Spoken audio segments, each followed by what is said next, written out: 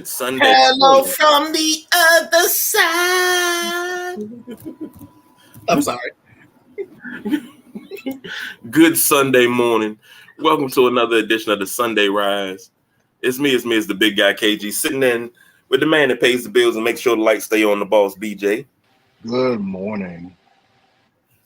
Also with the man that loves Adele, and never mind, he loves Adele.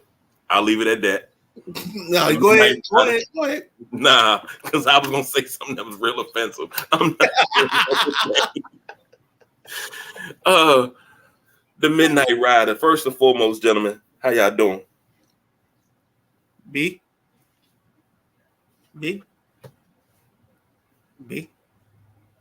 Uh-oh. Well, I'm okay. I'm good. I'm chilling. Yeah. I'm not gonna start any trouble today. Well, I plan on starting this off right because, like we said before, it's a new day in DC. Right now is all we got. You know what I'm talking about? The greatest opportunity in the world. Yes, sir. Today. You understand that? We don't even know what yesterday got for us. You know what I'm talking about? Because it's already gone. Tomorrow, too far away. What about right now? What about right now? Huh? Would you give it all up for me right now? I got you. Huh? Let's go then. Right now is all we got. You know Let's go then. The greatest opportunity in the world is found in today. You understand that? We don't even know I what know yesterday it's got for us. You know what I'm talking about? Because it's already gone. Tomorrow, too far away. What about right now? What about right now? Huh? Would you give it all up for me right now? I got you. Huh? Let's go then. Right now is all. Man, if that don't get you started, I don't know what will. What's going on, Ross? Glad you could be with us this morning. Now we've waxed poetically, as the Midnight Rider calls it. We waxed poetically about the past. About the past. You gotta wax poetically. Is something that Midnight Rider does as a poet. You know what I'm saying? Waxing poetically. Go ahead. I'm sorry. However, we need to talk about what's along the future. But the boss BJ wasn't able to join us on Thursday to celebrate the sale, so he didn't get his drinks up. So I'm gonna toss to the boss BJ, Okay, off break, and ask him, what do you think about the sale of this team? As a supporter, not a fan, but as a supporter of the Washington Commanders, do you get happy about this? Absolutely. I've lived in this area my entire life. I know how much this team, whatever their name is, means to the fans. I've seen this city at the top when this team is at the top. I've seen the buzz when the team is doing well. This team is this city. This area is this team. There is the Nationals will have to probably win a couple more World Series and be dominant for a while. You just what they built, especially under Gibbs, is dynasty. And none of the teams in this area have gotten to that. I don't think I have gotten close to that level. So to see the partying, to see the celebrating, and it's you want to, as a human, you want to feel bad for Dan Snyder because he's seeing all of this stuff, and it's just hard to do so. Just from day one, how he treated Norv, how he handled the RG3 situation, what's the GM name? Forgot his name. Charlie Castley. Not Castley, the one that got fired for quote unquote drinking. Scott McLuhan. Scott McLuhan. That all these different situations, how the stadium looks, just the fan experience. When you're working under bad management, bad ownership, bad boss, supervisor, whatever it is, after a while, the whole organization takes that tone. And you can see it when you walk in FedEx. You don't get that feeling. You're there because you support your team, but it's not the same as it was yesteryear. But I'm just, hey, as a supporter, I'm glad to see this. I think that, and I know that the new ownership, they're about winning. They're about fixing what's wrong. I think one of the things we talked about before this happened, I said that one of the things that makes you a really good business person, you just don't go acquire a business. You study it and figure out what's going wrong with it, because you have to have a plan before you go get this business. You have to know what's going on before you go get it. They know about the name change. They know about the allegations, everything in the papers. They know about all of this stuff. Can you And they know that. Yeah, just do the intro. What intro? What intro? You forgot the mute button. You done talk it all up now. I want to know what's going on now. Oh shit! My bad. I wasn't supposed to. Man. I hit the stop cam, but I hit the It's all good, man. You gotta do it now because they don't heard it. They heard the whole thing. Man, okie dokie. What other show you gonna get extra bits on? We should charge. We cut this out and put this on the Patreon account. Cut this out. Cut this part out. We gonna charge for this. Ladies and gentlemen, my name is Joshua Conti, and tonight, my client, the undefeated, undisputed, universal heavyweight champion of sports talk, the Midnight Rider. Oh, hold on. That's not fair. I want an intro now. That is not fair. Oh man, this show right here, man. Oh, what was I saying, KG? What was I saying? I'm sorry. You was talking about I don't even know what you're talking about. Business wise, I know I probably backtracked just a tad, but business wise, Josh Harris isn't stupid. He knows what's going on with this franchise. They've done their research before they even thought about putting a bid in on this. They know what's going on. They know the fan base is flat, for lack of a better term. And I think that it was a really good gesture calling into the radio station and buying everybody a beer. It's like, that's not going to repair everything, but it's a great start. It's a great start to see that, hey, I actually care about y'all. I don't think Dan Snyder's ever done anything like that, because, we've had ideas of how to get the fans back in. It's not going to cost him too much of anything, and nothing was done. But it's good to see. It's good to see Magic dancing to go-go, and I said this before, just having Magic here brings, like, it puts glitter on things. It makes you forget about things for a minute. It gives you that. It's a good smoke screen, because everywhere Magic went, he's won. Magic knows how to run business. Josh Harris and his boys, they know how to run a business, and they know that they have to turn this around. It was good seeing all the alum. It was a couple of missing. I don't know if Riggins is going to come back at all until they change the name back to what they were. I think he's firm on that. I would like to see him there. Was he there? I don't think I seen him there. No, he wasn't there. Okay. I think he's firm on his stance that he's not a commander. He's not a Washington football team player. So that's, past him. But the guys that showed up, you could just see the light on their faces. You could see the shirts they gave out that didn't have the name on it, just said alumni, whatever it said. It was just a couple of details in that was like, okay, I think this is going in the right direction, and this is good to see, because this franchise, what it was, it should still be some type of powerhouse. It kind of fell behind. We should be talking about this franchise when we talk about Pittsburgh.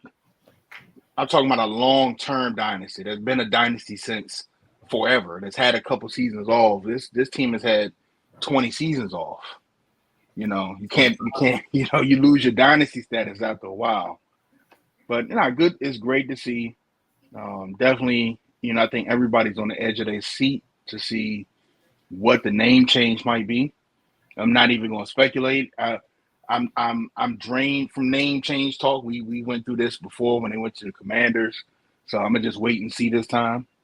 Um, Interested to see what becomes of what we talked about before RFK, what maybe upgrade because that's no time soon. What they're willing to do with FedEx Field to make it first class because it's far from that right now.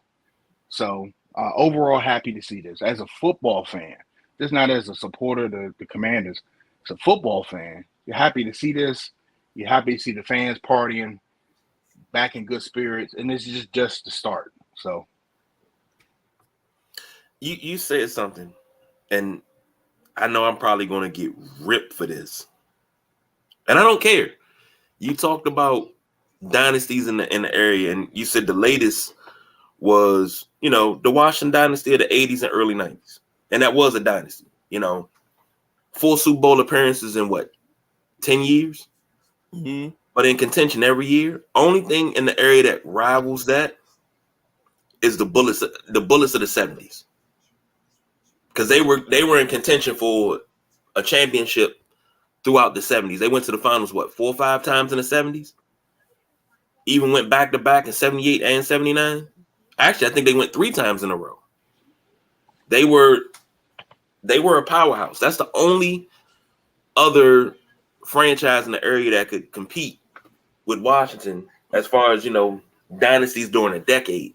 And the thing is, Washington was on their way up in the 70s. So you think about a time where you had the Bullets and the Redskins winning at the same time. That's crazy.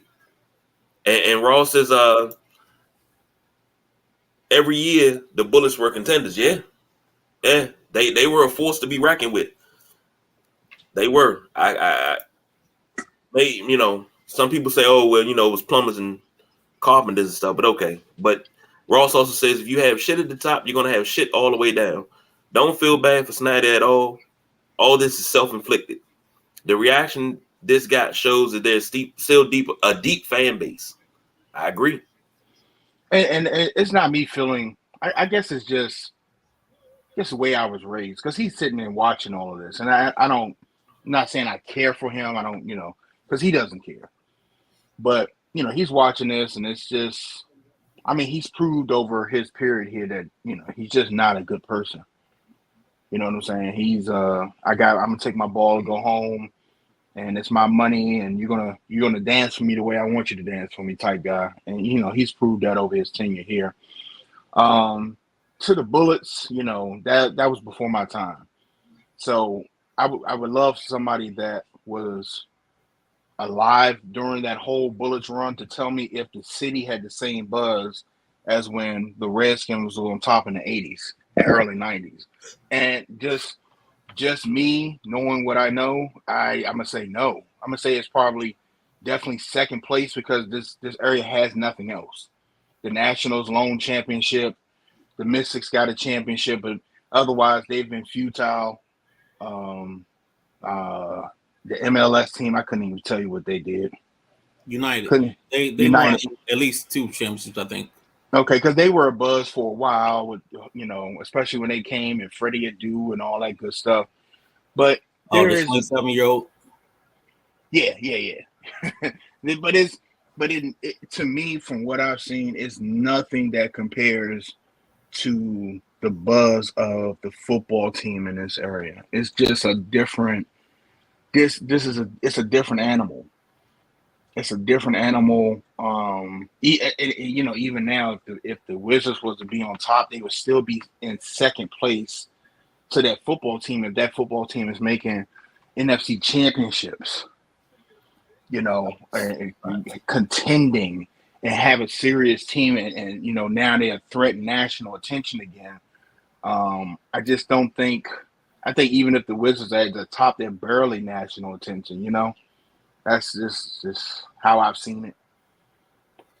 Ross said the city. It was a buzz. Yes, it did. It was close. He also says the Bullets would draw, and true, the Bullets were close. Redskins were far and above the fans' favorites. Did you guys see the Snyder's statement as they left out? No, I didn't. I saw it, but I didn't even read it. Read it at all. This is like the most Snyder-ish thing that you could ever have, because I love how they sit on positivity, on their positivity.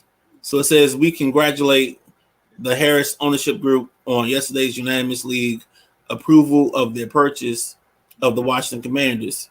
We are proud to have built the most diverse leadership group of any NFL team, including having the highest representation of women and underrepresented groups, and the first full-time Black female coach in league history. We are immensely grateful to the best fans in football, the Commanders faithful, for the passion and unwavering support they have shown for this team and those who have represented on and off the field. From the players who battle every week and for that extra inch, to those who work behind the scenes to enhance every facet of the organization, we thank you for your hard work and dedication and commitment to our fans, our team, and our pursuit of excellence, and most important, to each other. Being stewards of the historic organization for the last quarter century has been the privilege of a lifetime. When we purchased the team 25 years ago, Dan was quoted as saying, "I'm a fan." Pay attention to that part. A huge fan is that simple. That is as true today as it was then. During our next chapter, we are looking forward to spending our time with family and devoting our energy to the causes that matter to us the most, including furthering our long-standing support of breast cancer. That's one thing that came out of the Snyders being involved in the NFL, and that's Breast Cancer Awareness Month being so big in the NFL. Only problem is the NFL kind of put their boot on it, and you only get the month of October. Once November 1st hits, all the pink stuff has to go away, and that's the part I don't like. So I'm gonna take it back a step. The Snyders have always had this interesting thing of always having their ears to what people say. And if we remember Josh Harris, the first thing he said was, "I'm a lifelong fan, but being a fan doesn't give you," or like in some way he said it like, "Being a fan doesn't make me a good owner." And I was worried about that. I was worried about that when he said that, because no, I loved it when he said it, because like it was a shot at Dan Snyder. It was his way of saying, like, just because you're a fan doesn't mean you can own the team and be good to the team. Right now, I'm talking about when I heard "I'm a fan." Before he said what he said, I was like, "Oh, here we go again, another billionaire fanboy." But he, like you said, he followed it up with what he said, though. Right, and I think there's a huge difference between his fandom and Snyder's fandom. I think Snyder was a fan out of convenience. I think Harris, Rails, and the guys in this group, they were fans, and they were real fans.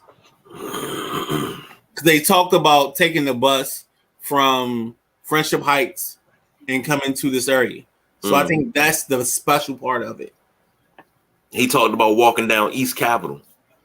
Right. And that right there, that's an experience that if you've never experienced that before, it was a treat. See, I never had to have that experience because I was always in the I was in lot 8 or lot 3. So we had a different experience. This is a great one. This is you know what? Ross and Eric Willer like might be best friends because Eric Willer said he gives it 8 months before Tanya's gone. Yeah. And how long before Tanya divorces him and takes half and moves on? Yeah. So we can start a pool if y'all want. Hey, we might have to talk about that. You know, let's that's a WhatsApp conversation. Yeah, because you know that might be one of the ones where we build a community and say, hey, this is what we're gonna do. We're gonna put in $5, right? And whoever win this, you know, if it goes past the first one, we put in another $5. Every time it gets longer and longer, we just keep putting in $5 until somebody wins. God dang on, this shit might go on for 30 years. Hell yeah. Imagine how much money we could win. But all right, we were talking about the other night things that define Snyder's tenure here, right? Right. It's one thing that I forgot. The way he treated Frank Herzog. Only you. The way, because Frank Herzog is a local institution. Right. His famous call. His famous calls. Calls, touchdown, Ricky Sanders, touchdown, Washington Redskins. That right there, like I use that every time we score. That famous run right there. You know, whatever he said, I mean, come on, man. But, you know, you let him go in favor of Larry Michael. I wasn't a fan of it. I became a Larry Michael supporter. I pretty much liked him. I mean, because he was everywhere. He was good. But the way you did Frank Herzog, yeah. I watched that dude on TV my whole life at that point. And then you taking him off radio for whatever reason, yeah. And then Ross says, yep, Frank, Sonny, and Sam were the best. Hey, I miss Sonny. I miss Sonny when he rubbed his arrowhead, because whenever he rubbed his arrowhead, we got a interception, a fumble, or something. In their prime.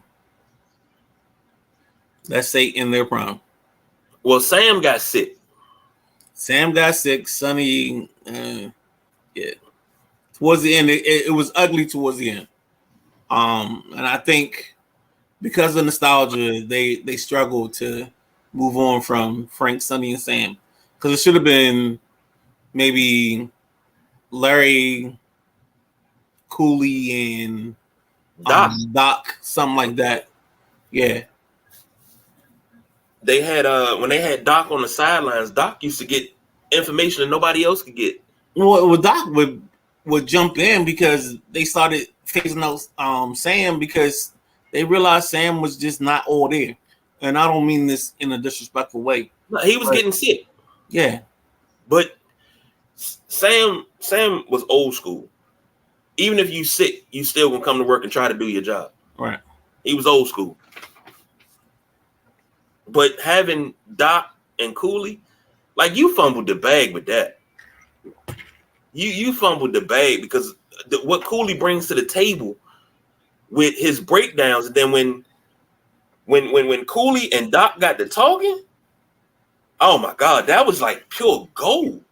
But then that gold would turn into platinum when you added Sheehan. Like, it was when you added Sheehan. No. When Sheehan with Cooley in the breakdown, oh my God, that shit! I would get up at 6 a.m. to listen to that. That was platinum.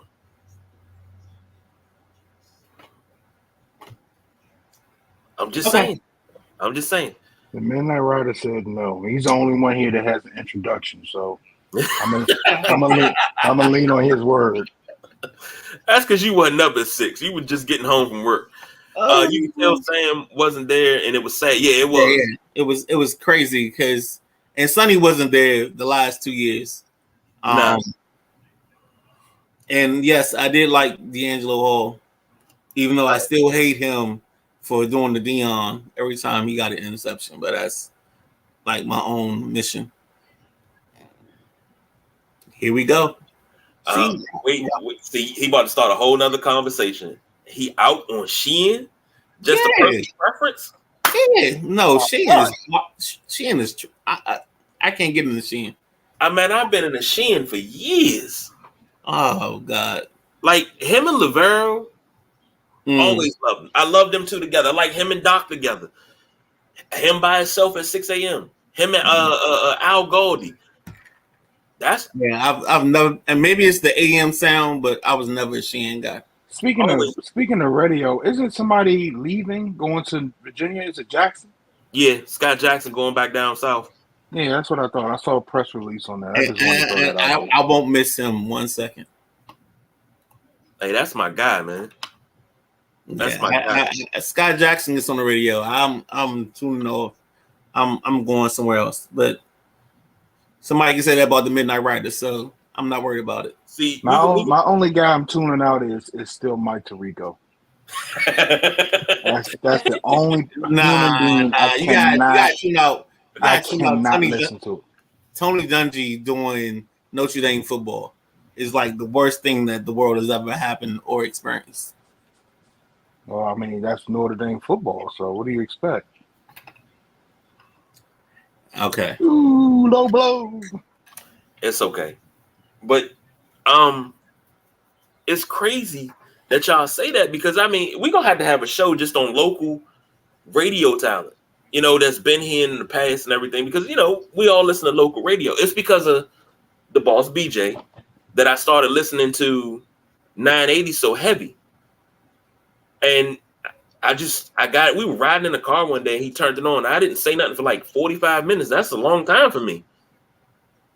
And I'm extremely long time for you to be. The boy was in the seat sweating. You all right over there? But I got hooked. Ross says Sheehan is one of those jump into a big lake of me, always wants to be the smartest guy in the room. That's a great quote. No, don't cheat me. There you go. Give me that. No. Bring that up. Yeah. I love Dungy, but he kills my Irish telecast. There we go. Well, see, here's the thing. With Tony Sheehan, Dungy is never mind.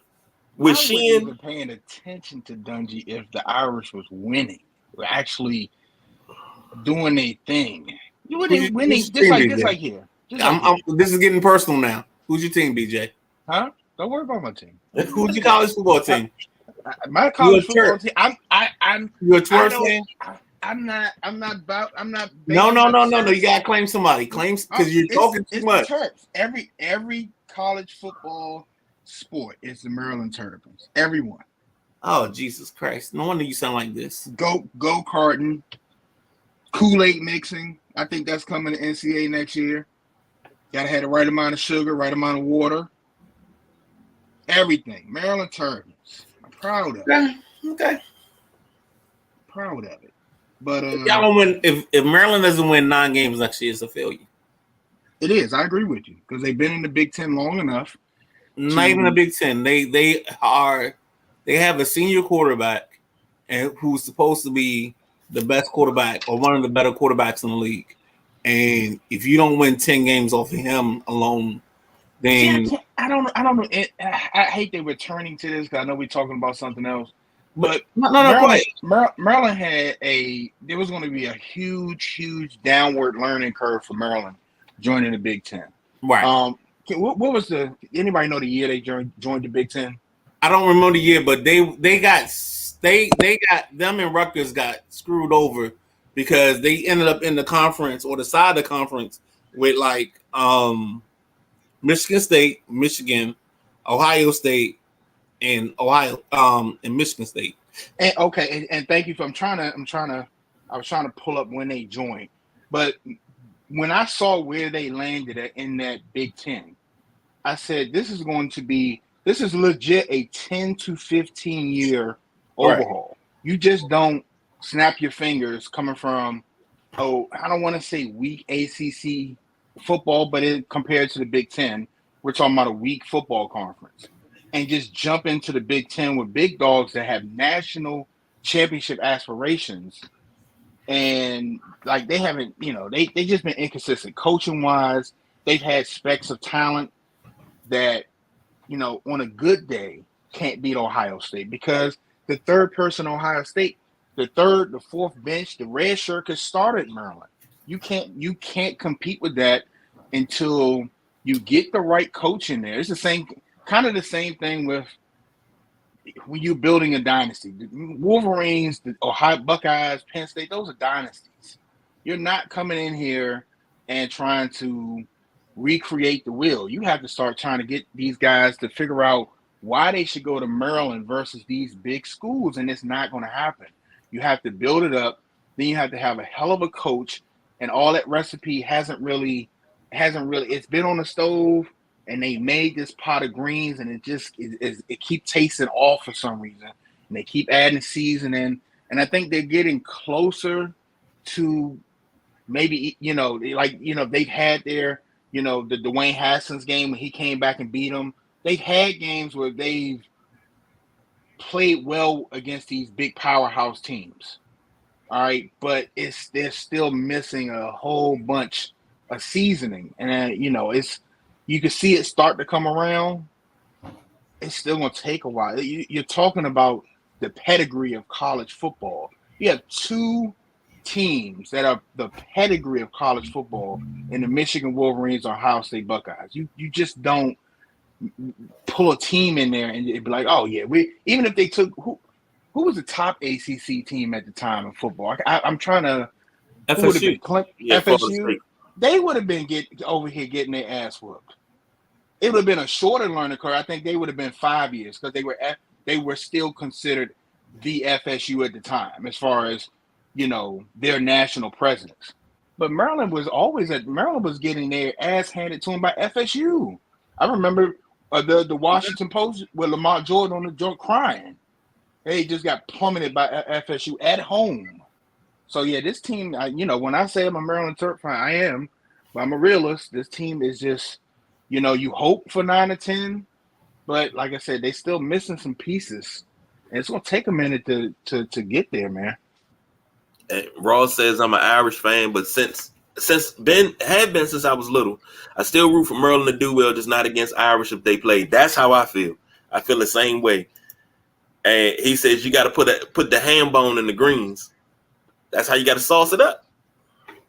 That's how you do it. I think Maryland's problem is they've never had a quarterback since Boomer. To be honest, I mean, you can have your Gilbreths, you can have your what's his name, Jordan Tuffy. Who was first, Frank Reich or Boomer? Jordan Steffi. You can have your Frank Reich. No, Frank Reich was before.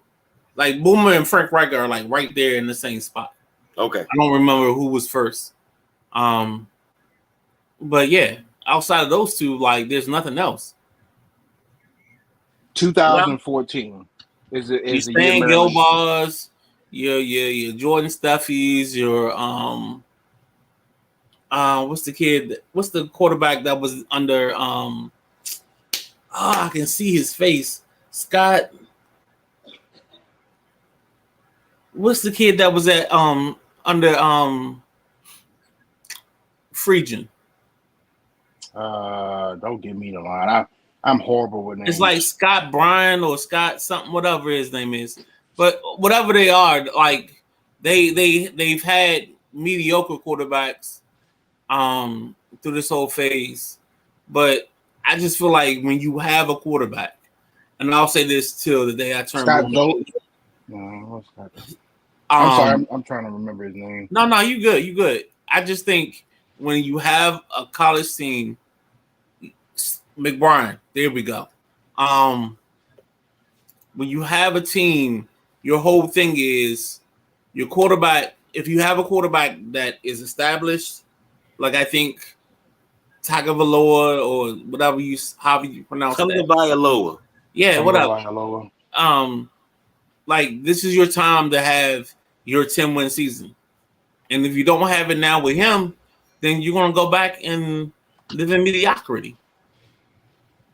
And I agree with that. And for the example I was putting, the Maryland basketball program was a good program, and you saw them jump into the Big Ten and the Lady Terps too, and establish themselves well. But the football team is about this is 9, next year be 10. So I'm on train with the Midnight Rider. This has to be the breakout season. This has to be the season where you put your foot in the ground a little bit and prove that you're not the bottom of the pack of the Big Ten. You might not can compete still with the Ohio States and the Michigans just because of the pure athletes they have, but you have to show face a little bit and have people scratching their head a little bit, be like, I thought these were the Terps. I thought this was a easy W. This is turning out to be a little trouble here. And that's what you want. You just want progress. I just don't expect them joining the Big Ten in 2014. I don't even want to talk. I don't even know what Ruck is doing. I thought they maybe demolished the school. Have they done anything? No. Since they've been. So Maryland is in better shape than their best thing has been Ron Harper's son, Ron Harper Jr.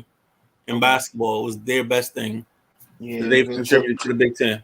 So they just happy to be there. We're just going to kick the ball through. We're just going to kick the ball through the Big H. That's where they at. So, next week they'll be on fries. Yeah.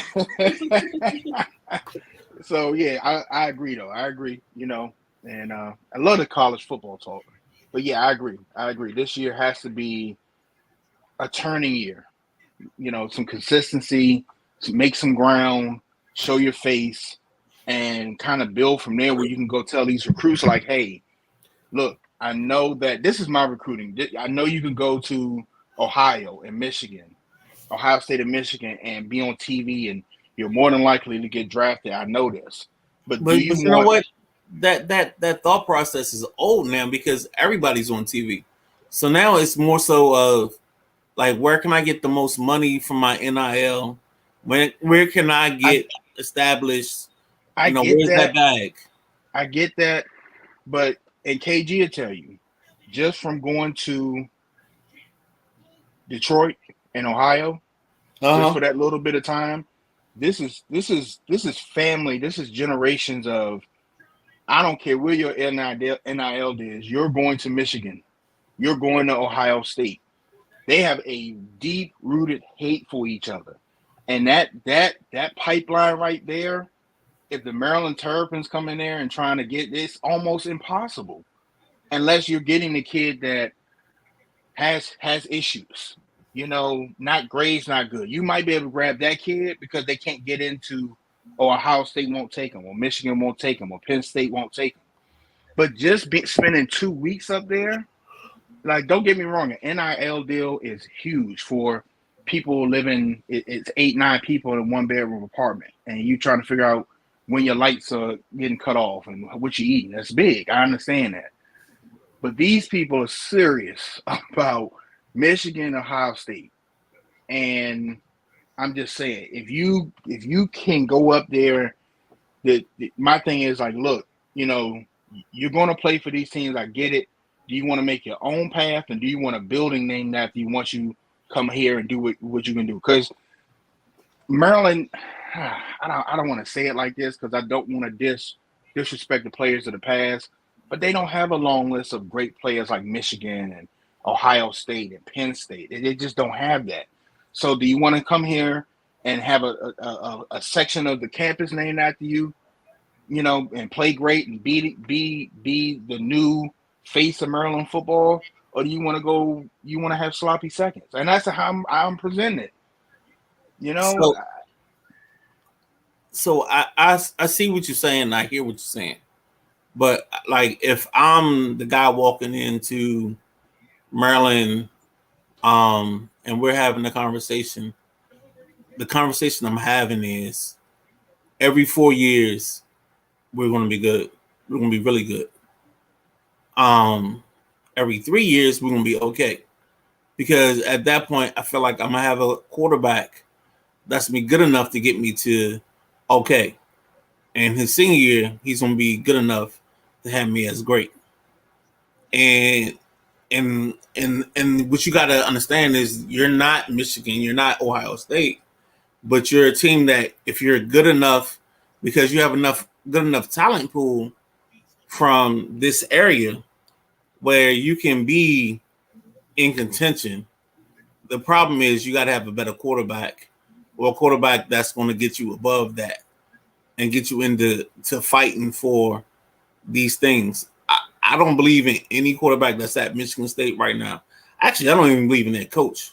So that's why I think Michigan State shouldn't even be an issue for them. Their only issues are Michigan, Ohio State for right now. And that's just something I just truly believe, because Michigan State is just so abysmal. And Penn State, I'm sorry, that's what I forgot. Penn State, they're looking on a rookie or a young guy to put them over the edge, but I think again, Talio is better than the guy that they have that Penn State's trying to push over. So I just think it's a 10 win. It's 10 wins or we're failures. Okay. I'm gonna say this. It's national championship or bust for Notre Dame. So that it is. And right now you busting. They're busting. Because Hartman ain't the guy. I mean, I like Hartman a lot, but What y'all Hartman doing? ain't get him over the road. What y'all say y'all doing? It's national championship or bust, but that's what it is every year. And what are y'all doing if it's that? Hey, we busted. Okay. Yeah. I'd have rather had Hudson Card that ended up transferring to Purdue instead of Sam Hartman, but that's just personal preference. We're gonna jump back into the NFL real quick. What does the future hold? And this is where we wax poetically of what the future holds for the Washington Commanders and the DC area as a whole. We got RFK in play right now, and everybody's hopes are high on that. You know, everybody's hopes are high on that. So let's just talk about that alone. We talked about it a little bit the other night, and I don't think the boss BJ talked about it. No, he didn't. But RFK, how do you're an architect? I need you to design me a stadium on the RFK site. What you doing, boss? I'm not touching the Armory. If anything, if I'm Josh Harris, I'm putting up some of my own money. I'm gonna redo the Armory. How I'm not sure. Do we keep it the same and have pavilion or something in there and still have it for certain events and other things? I don't know. But you redo the Armory. You don't touch that. That's historic. You have plenty of space. What is RFK seat now? 54,000. Yep. Okay. I make a 60 to 70,000 seat stadium. That's it. Suites. I think that's generous. Suites out the wazoo. Nice suites. Nice standing pavilions on each end zone that are comfortable. And you have the same kind of thing the Nationals have with the outside pavilion. You do the same thing there. Redo it, incorporate some of old RFK, but modernize it. It doesn't have to look the same. But I would have a retractable roof. 5 to 10,000 parking spaces, if that. I would make everybody come in on Metro, and however you're gonna get there, that's how you get there. And trust me, people will come. People will come, but redo it, retractable roof, and yeah, generous. I would say 60 at the most. 60 at the most as far as 60,000 seat stadium. But that includes everything. That includes the standing. That includes the suites. That includes everything. And you're going to revitalize that area. You're going to have, if you do it right, you can have that with the wharf is right now. If you do it right, because you got public transportation in and out of there. People come down there for lunch. People come down there to jog, walk their dog, the whole 9 yards. You're going to see a whole different footprint down there. And I think that the city is going to follow the lead of the people, and that everybody's excited about it because they haven't really been interested in doing business with Dan Snyder. not everybody's excited about it, and you got some new blood in here. You see Magic Johnson. All the city is seeing is dollar signs now, and they're like, man, we get this in here. And you see Magic Johnson, in downtown DC and the wharf and going to this, that, and the other. Oh my goodness, that's all they can think about right now. So, I know we talked about this on the previous show. I think RFK is the number one site now. Now that you've seen what you've seen the other day on TV, the fans celebrating and stuff. I think DC saw that, and then like they would have to be absolutely insane, and if it doesn't happen, from the mayor, from every council member all the way down, needs to be fired if they don't bring this team back to that site right there. They already have the site, and I said this before, there's no excuse you can make. Football was already played there. You just have to revitalize it and modernize it to make it work now. That's it. We have too many smart people, too many good engineers and architects, and people that plan traffic and public transportation. You got too much of this. You might go knock on Metro's door and be like, hey, we need you back to help move these people as far as the buses. Remember the buses was going to the FedEx. I know the lawsuit happened and Metro pulled out of it, but you work something out with that. I'm telling you, man, it's a recipe for success. Not Sterling, not anywhere else. Right there, by the end of the year, have something done, and you have Magic Johnson, Josh Harrison crew with the shovels breaking ground with the ribbon cutting ceremony. I'm telling you, this city would go into an absolute frenzy if they announce that stadium is going to be redone and the team is coming back. It would be nuts. It would be almost a Super Bowl parade. I really believe that it would almost be on a level as a Super Bowl parade, the number of people that would be down there. But you got to fight some demons, and we talked about that too, the people that don't want it there. So you have to fight that and figure that out. But I think they're in a very, very small minority now. Let me say this. Number one, I'm on board with everything you said. The size, a retractable roof, everything. I'm on board with everything you said. Now, the problem that we are going to have is the opposition from the government. But, they're not thinking common sense. They're thinking dollars and cents. But even when they think dollars and cents, they're not thinking about, what's good for the city. They think about what's good for them most of the time. Then you also have the opposition from the people in the area, the transplants mostly, because people that have grown up in this area and lived in that area, they don't give a damn if you put a stadium back there. That's easier for them to get to the games, But if this can go down like this and you get Metro back, you do everything right. The revitalization of DC that has been going on for the past 20 years, 25 years. They've been, redoing different parts of DC, and, of course we done lost some landmarks. We lost the Wendy's at Dave Thomas Circle earlier this week, so sad day. Good riddance. Hey, that's the same Wendy's that was in True Lies. Hey, you know how Family got to go to a cutscene.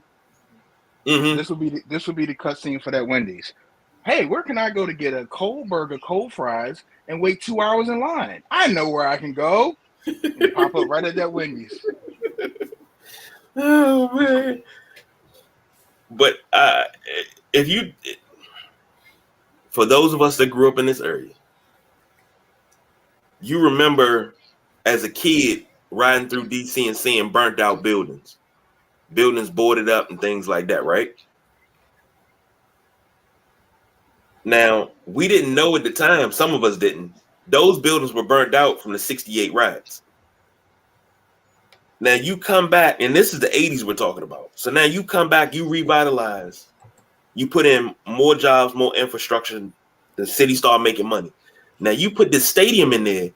Imagine how much money the city alone can make just off the stadium. Because now, granted, the land has to be bought from the government. but I think they still have to pay taxes and they still have to pay a lease to the city.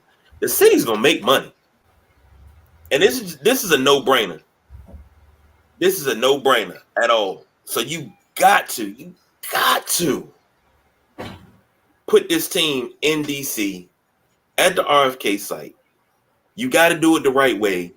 Like we were talking about the other night, if you had to come up with a name, call it Potomac Energy Stadium at RFK.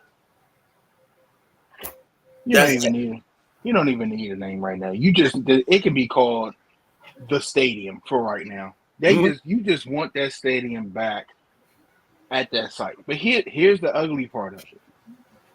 What does Prince George's County do? Because they're going to be the losers in this. Yes. What do you do with FedEx? I mean, you have to tear it down. You can't. There's no room for 80,000 seat stadium to sit there and do nothing. You don't have that many concerts and events in the world to even keep that afloat. I think that whole area goes, you tear it down and they're probably going to build housing because they can make a shit ton of money off, a couple high rises or some brand new garden style apartments where they're charging $3,500 a month for a 1-bedroom. And you getting taxes and this, that, and the other. I mean, they probably already dreaming, and they still got the Landover Mall site too. So they're the losers in this. But also, if you live in that area of PG County, you're welcome not seeing that traffic 8-9 times a year. But PG County would be dumb enough to put an Arundel Mills, Potomac Mills size mall on that spot. Nah, not down the street from what they got. Not down the street from what they got. And it's other factors that why that wouldn't work. Yeah, I know. That's why I said they'd be dumb enough to do it. But think about this. PG County fumbled the rock with the whole Landover Mall thing. You closed up. Now I get it. Landover Mall wasn't the greatest to everybody, but it was a good go-to mall. If you would have kept that mall where it was at, across the street from the stadium, Daniel Snyder wouldn't have been a dick and said, well, I don't want people to walk across the street. I don't, he messed all that up because people would go to Landover Mall, then walk across the street and go to the game. If you would have kept that the way it was, revitalized Landover Mall, but instead you closed Landover Mall, demolished it, and you put up the Boulevard. The Boulevard didn't even last 15 years before you demolished that, and the only thing over there is a Golden Corral, a Chuck E. Cheese, and Magic Johnson Theaters. That's not even Magic Theaters no more. Chick-fil-A. Oh, and a chicken fillet. And we got some comments here. Going back to the Big Ten discussion, Leroy says, I agree. Maryland will continue to get Big Ten ass whoopings because they are decades behind Big Ten football and will never catch up. Agreed. He also says, no retractable roof. Send me that winter weather for home field advantage. RFK in the winter was such an advantage on the time we were going to the playoffs and Super Bowls. And I knew that was going to come up. And here's why you get the retractable roof. You have to think business-wise and future-wise. If you put the retractable roof on there, you're in contention for a Super Bowl, which brings a whole 90,000 Brinks trucks worth of cash flow to this area for the 2 weeks of media, the what do you call the stuff, the NFL experience, the whole 9 yards. We talked about this the last time. This city has the infrastructure to hold and then there'll be one if that stadium comes here, that probably the next year or two after that stadium's open, they'll have a Super Bowl. It'll be that quick. If you don't have a retractable roof, you're going to lose out on that. You're going to lose out on that. You're going to lose out on a couple things because you have to think multi-purpose for that stadium, concerts, the monster truck jam. You have to think about everything that this stadium is going to house and how you get people there. If you're going to build stores around it, you're going to have your Dunkin' Donuts. You're going to have a couple of shops, local businesses that do food. You have to find a way to keep people there and want to go there. Just like people are going down to the New Wharf now, which I hate, by the way. That you want to keep people down there. You have to do this. It can't just be like it is now, where it's a football site. It has to be usable 365. And I know the stadium isn't going to be 365 usable, but just if you got a new stadium, you know, Beyonce's coming there, you know, your big names are coming in to do this, that, and the other. Tay. You said what? Tay. Tay-Tay? Taylor Swift. Oh, Taylor Swift. You know, and I know they have some of the, you know, the things that they have in the RFK parking lots now. You do you move those to the stadium? You know, I don't know if you can, but you know, that think about Super Bowl. Think about Super Bowl in this area and how big it'll be. And Ross says, still miss Landover Mall. Brother, so do I. I miss going to Cavalier and getting me a nice fit for an event. I miss going to Boardwalk Fries. I miss the fountains. I miss the movie theater. I go on and on about Landover Mall. Great times. I never had a bad time at Landover Mall. I just we talking about the effect of them moving the stadium back to RFK. What happens to FedEx? And that's the drawback. It's like does anybody I got two Commanders fans, lifelong Commanders fan, football team, Redskins. Do y'all care what happens to FedEx Field? The amount of injuries that's been in there, the amount of heartbreak. It's only one thing inside that stadium that I say needs to be taken out of the stadium and moved to the new stadium, and that's Sean Taylor's locker. That's the only thing. Midnight Rider? I don't care about anything that comes out of that place. I mean, it's had its moments and that's it. It's a thing.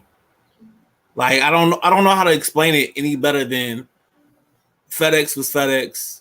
You know, it was the house that Jack built because Jack wanted something in the ground before he died. And I think that's the problem with that place.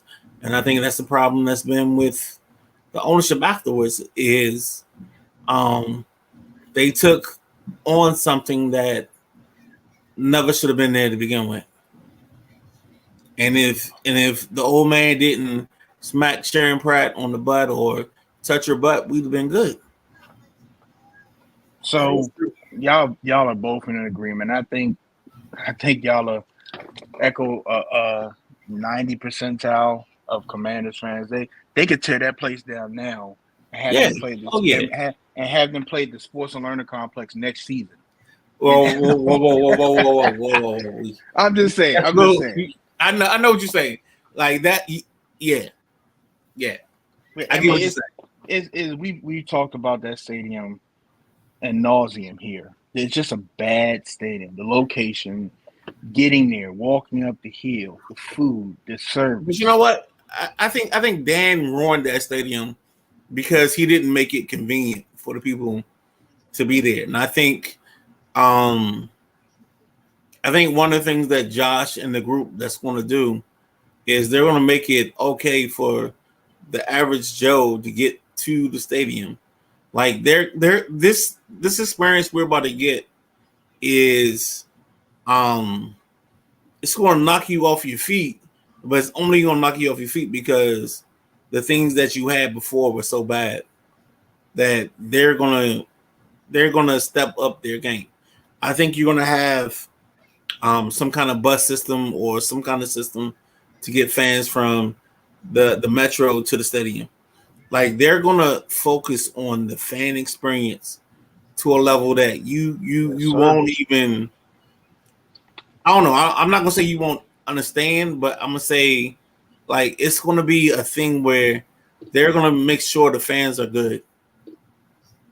Yes, sir. It's almost gonna scare you. Yes, because you're not gonna feel unreal. Yep. Yes. It's gonna feel unreal. The amount of love and support that they're gonna. I'm telling you, before this man and this group bought this team, they knew. And he said it a couple times. They knew where this franchise was and where this fan base was. They knew it. Magic knew it. Josh Harris knew it. Everybody that put in for this, they knew what this is going to be a uphill battle. Luckily, this team has pieces in place. I think the biggest question mark is quarterback right now. We'll get, that's a whole nother show. But we're not talking about a team that's only expected to win. Right now, I think everybody predicts them last in their division. But depending, we know at the flip of a switch that can change depending on the quarterback play. So it's not like we're talking about this team is a 5, 6, 7 year rebuild. We're talking about if you don't have the right quarterback next year, possibly getting the right quarterback the season after and contending because of what you have on defense. So they're in a good position on the field. I think they're in a better position on the field than they are off the field and in the fan base, which is crazy. But you have the fans. You have fans that have come back that said they would never support this team until Dan Snyder sold it. And you saw a group of fans back, and somebody said it in one of the interviews. You've seen people out here at FedEx that haven't been out here in ages. So you have all that, and you're going to bottle all that up, and like the Midnight Rider said, it's going to be a fan experience out the gym. They're going to make sure that you're good. I'm telling you. Like so I said, once the sale was done, I was like, you know what? I made a mistake because I should have applied for a sales job at the Commanders. Because at this point, we're gonna get to a spot where making sales is gonna be easy. Like you can sell no matter what. You can sell anything. You can sell an igloo to an Eskimo. You can sell a sea to a whale. Like you can sell all that stuff, and it's gonna be easy because this franchise means so much to everybody in the city, and we're getting back to that point. And I'll say this. You know how good it's going to be? And I was just sitting here thinking about this while you gentlemen were talking. You go during football season, and Magic shows up to majority of the games and teams that he owns. Yeah. Let's say it's a Saturday before it's Dallas week. It's Saturday, games on Sunday. And, you decide that, hey, I'm going to go ahead and go downtown. I'm going to go down Georgetown, something like that. And you see this tall 6'9" cat with this nice lady with him, and it's Magic and Cookie. Right. He got on his Commander's gear. You got on yours. Magic the type that's going to stop and talk to you. Right. Imagine we've never had an owner or anybody in the ownership group that's been a man of the people. Apparently, Josh Harris is with buying the whole pavilion and everybody around the beers. Apparently, he is. But you already knew Magic was a man of the people. It's a new day all the way around the board. And I don't think this is for show because that's just who Magic is. He's just a man of the people. And him being a part of this ownership group and him to say, I didn't come into this as an ego thing. I came in to win. That's all I need to hear.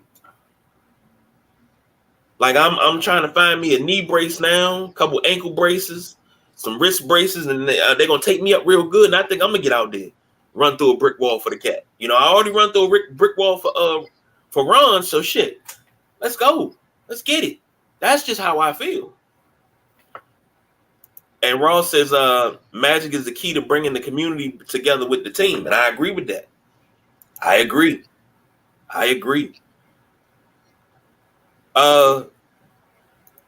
Last but not least, ask a question. We do this every year. So let me do it. Training camp starts on the 27th. They got 12 open practices.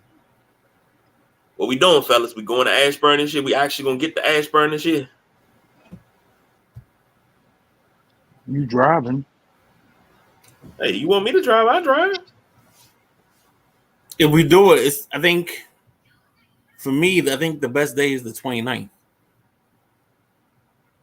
That's next That's Saturday. Friday. No, that's Saturday. 29th is Saturday. I'm sorry, 28th. The 28th Might be my best day. The 28th. What is that? Friday. Parking lot opens at 7:30. Gates open at 8. Practice starts at 9. That's your best day. That's my best day. So maybe we can do it. If not, we can figure it out. I'm gonna have to figure it out because we got a lot of things coming up in the next couple of weeks. You know, sports related and otherwise.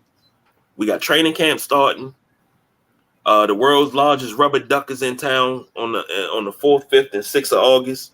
I know We got the you're Montgomery super County excited Fair. about that. Oh yeah. You got the Montgomery County Fair on the 11th through the 19th. I'm going to get me a funnel cake of 3. So we got things coming up.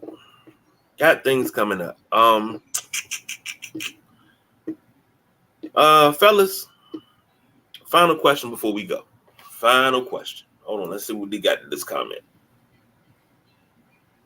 Come on. And Ross says, I would like to, but between work and the kids, there's no way. But I'll be reading and listening to everything. You know what we need to do? We need to figure out a day because we've talked about barbecue. Yes. We need a barbecue day. Yes. Because I saw and I want to commend Don on the belt. Belt is immaculate. It is one of the best things I've seen us do as a group. And I know it's 2 of them. So, I want to give that credit and that the space it deserves as something that's outstanding. But we need to have something where the junkies, the sports maniacs, the wrestle maniacs, we all come into a space and we just kick it, man. We just do our thing. Most definitely. And I always think about that, and I'm just like, I don't know everybody's schedule, but I think we had to put it out there and just kind of get it done before the end of the summer. Right. And that way we got it done this year, and then next year we got a whole year to plan up for next year. Right. Facts. Tops of facts. I know we got kids. You know what? We just like we've been kicking around ideas about other stuff. Let's kick around the ideas about that today. That's what the rest of the day will be spent on, kicking ideas about that. What day we can do it before the end of August. Here we go. Let's just say that, and then we put it out to the group. Hey, we going to get barbecue this day, and we just pick a place to go get barbecue. We got places in Riverdale. You want to drive? We got places in Cobb Island, La Plata, Newburgh. I mean, I got places all over when it comes to barbecue. Now, I'm just saying, if you want some of the best barbecue, I can tell you where to go. I got a guy. There we go. Fellas, final question before we get up out of here. Does this new shot in the arm of a new ownership, it's already taking hold of the fan base. It looks like it's taking hold of the players. Does it translate on the field, and even with the deficiencies of you saying it now because you don't know what he can or can't do, the deficiency at quarterback, does it energize the team on the field to the point where you're like, okay, this is just a whole different franchise from top to bottom? I mean, I think this shot in the arm from a new ownership group is going to be something that we don't expect because we haven't lived this. It's really going back 25 years and having a new I'll use my favorite word. We're gonna have a new nomenclature. Like, we're gonna be different. We're gonna speak a different language. You know, we spoke Commanders football team and Redskins before, But what's going to happen is going to be something totally different. It's going to be another word group that we use to talk about this team going forward. Because I think they're going to change the name.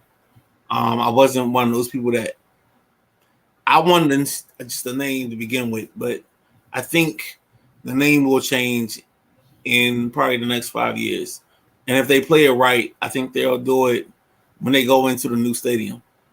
So, yeah, I think we're gonna have something new coming to us and being put upon us by this new group that's gonna buy this thing. Boss BJ. I think you're going to see it the first home game. The stadium's going to be sold out. Oh hell yeah! The energy is going to be crazy. We saw it a little. I think the energy's been crazy all week. Yeah, that's never. It's been only a handful of times that's translated to FedEx Field. Right. So to come in a regular season game to see fans that haven't been there, you know, that's quit the team because of Dan Snyder, to see that full, to see the energy in the parking lot, just to hear the cheer when it's the team comes out. I don't think people realize how much a home crowd can give you the edge. And if you know, unfortunately, I've never been to a Redskin game at RFK. So if you've been to RFK, I've heard the stories of the energy in there. And I think you're going to see some of that this season. And if they can put together some wins, you know, I think you're going to get a host of season ticket holders back. That place is going to be packed. I believe it's going to be packed now. Probably all the home games, and if they win, it's just going to keep growing and keep the energy's just going to keep building to where it's just going to be crazy going to that stadium. People are just going to want to go there just to tailgate to be there and listen to the game on their phone and be around other fans. So boss, I was probably 7 years old. My first game I went to was Raiders versus the Redskins. And that game ended up being 35-38. Redskins won. And I've never, even with the highs and lows of FedEx has never eclipsed the RFK situation. I was there when Darrell Green tips the pass away from Darren Nelson on 4th and 1, and we go to the Super Bowl. Yeah, there's no experience like the RFK. Now, I will say that FedEx has gotten close. So that 3-touchdown game that Santana Moss had against the Jacksonville Jaguars was close. The Sean Taylor picking up a blocked field goal from Troy Vincent was close, but nothing's ever been close to being in that building called RFK and that stadium rocking and that stadium doing what it does and doing what it do. Yeah, there's nothing like it, man. Nothing like it. Ross says, I think it translates to the players. I think you'll see more focused and motivated team. First game will be sold out, but with our fans and not enemies, hail to the Redskins. If they can get 1/4 of the RFK energy, then it's going to be a special year. And that game, your first game was the Joe Washington screen pass, correct? Yes. Yeah. All right. Leroy says, not to sound insensitive to what happened in New Orleans, but I think FedEx will be like the Superdome when it reopened in 2006. You know what? That's crazy. I totally agree. I think the Cardinals are in for loss because what's going to happen that day, it's going to be it's going to be unique. It's going to be like the millions. Like when The Rock comes out and says, the millions in the world. There it is. I see you. You smoldering. Yeah. Yeah. You know what's funny? Because I tell my son smolders, Josh smolders.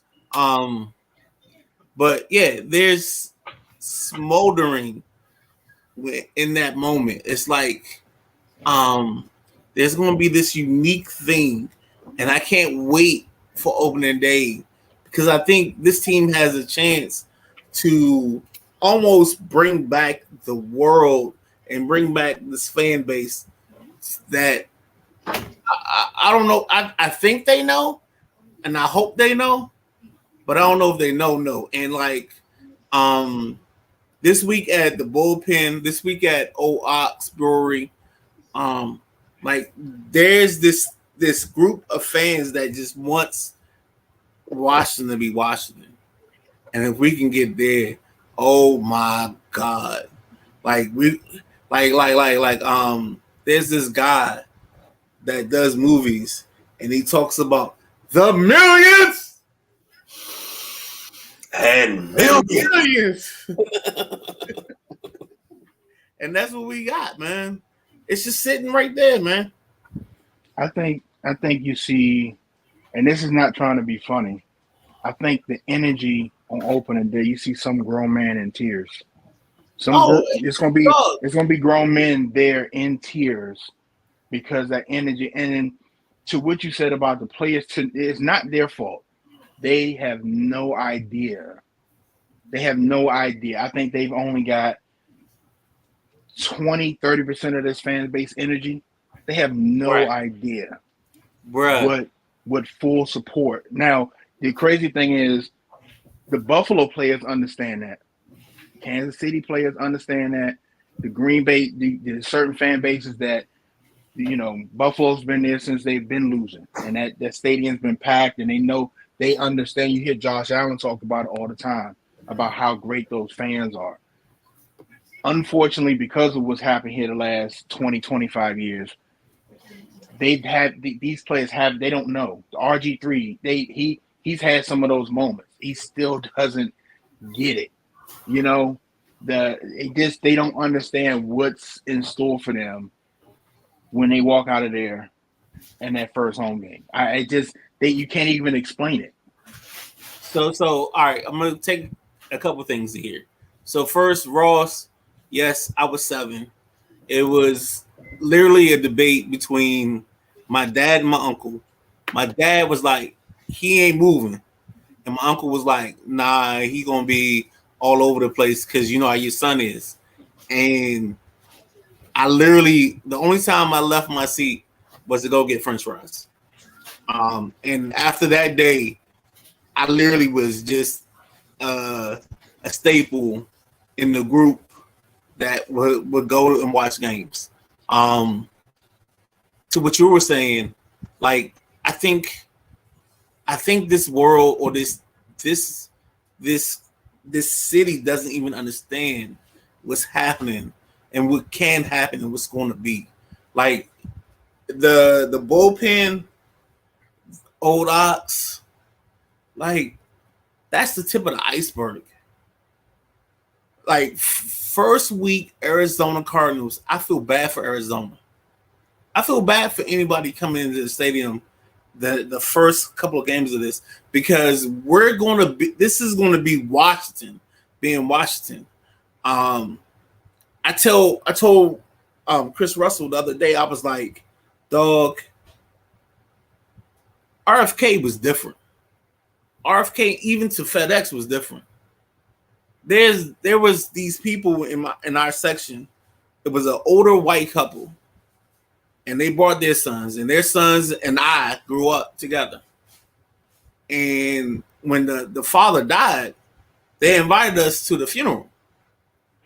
And if you ever seen two people stick out more than sword, like we stuck out at this funeral.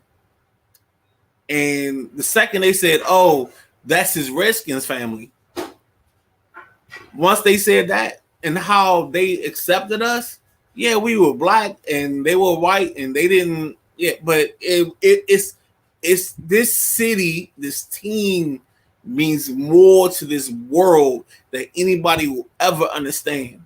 And when we get back to this,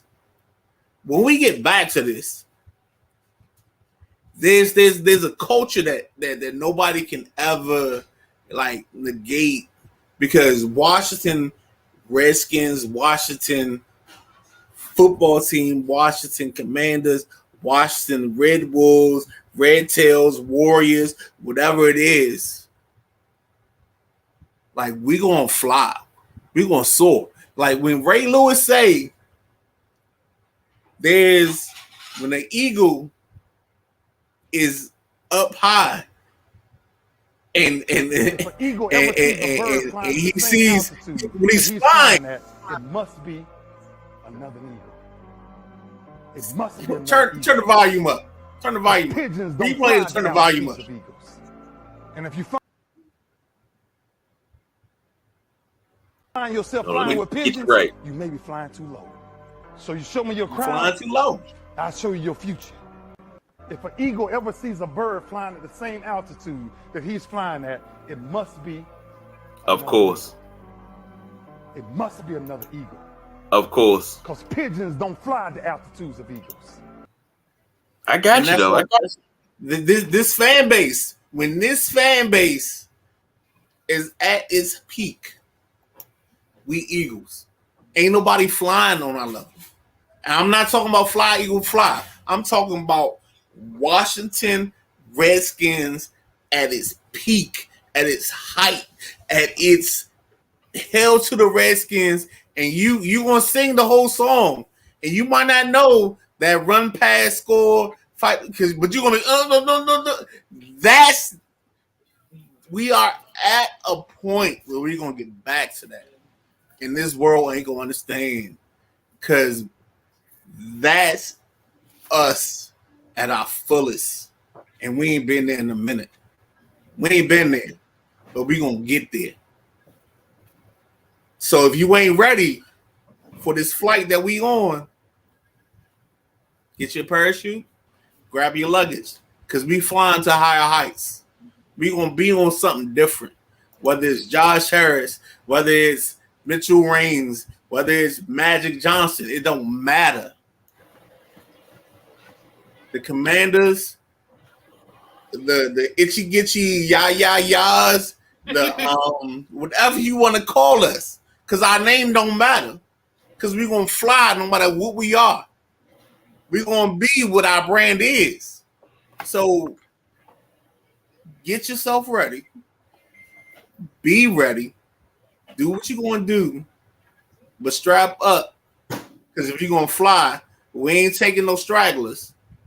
We ain't taking no bandwagon jumpers. We gonna be who we was back in 83, 84, 85, 91. That's who we are. I think that's coming too. It's gonna be a whole lot in that opening day, but I think that's coming to an impromptu hell to the Redskins by the crowd. That would probably crack the foundation of FedEx Field, but I think that's coming too. I really do. It's gonna be that's gonna be a special day. All right, I'm good. I can't say no more. I can't. Well, I'm gonna say this. It's been a beautiful week, and Ross is right. This team brought everyone together, no matter color or background. That's true. Leroy says, I wore Washington Commanders t-shirt yesterday, and no lie, at least 8 people stopped me, and the belief is we are back. Yeah. Yo, it's the amount or the level of what Washington is. Like I feel bad for my son because he doesn't know this. Like Washington Commanders, Redskins, like our football is a language of love. And I don't know any way to say it. It's a language of love. And if you don't get it, you won't get it. But once you experience it, it's the greatest thing it's the greatest gift of all. It's the greatest love of all, to quote Whitney Houston. let me just say this.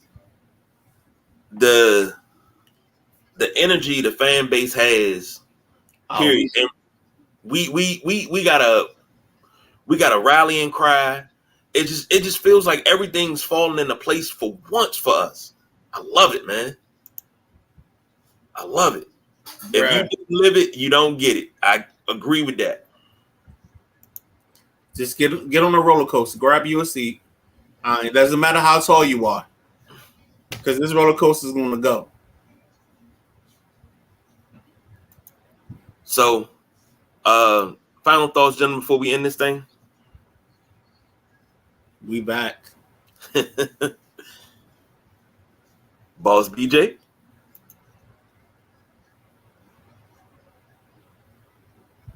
Sorry Holy about that. No final thoughts, man. I think the Midnight Riders, the last, 5 minutes have said everything needed to be said. I appreciate that. Ross says, man, it's the first time in 25 years we have hope, real hope. I believe that. So there's only one way we can get up out of here. And, he not going to like the overlay. Please don't. But you're going to set this franchise back 10 years. Shit. That's the rallying cry that brought everybody together. What's that? Oh, left hand up. Who are we? That's the rallying cry that brought everybody together. But hold on, I got one for you. Had the whole crowd screaming out, "We want Tyler!" Those haters can't stand us. Left hand up. Who are we? The Commanders. Commanders. We fight for RDC. Who are we? The Commanders. Commanders.